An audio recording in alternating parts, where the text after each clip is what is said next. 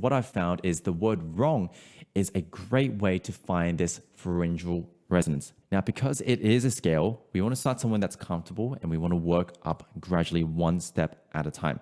And, I'm going to explain what I'm noticing as I go up and down the scale. Now, what we can do here is as I'm doing the octave jump, what's wrong with me? As I'm doing that, what I'm trying to do as I go up higher, keep my throat relaxed, but I'm allowing the sound to tap more and more into that kind of upper pharyngeal bite.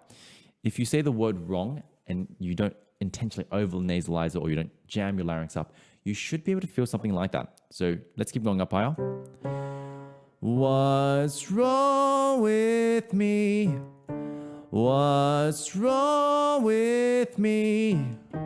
What's wrong with me? Around here, I really feel a strong ping there. What's wrong with me? What's wrong with me?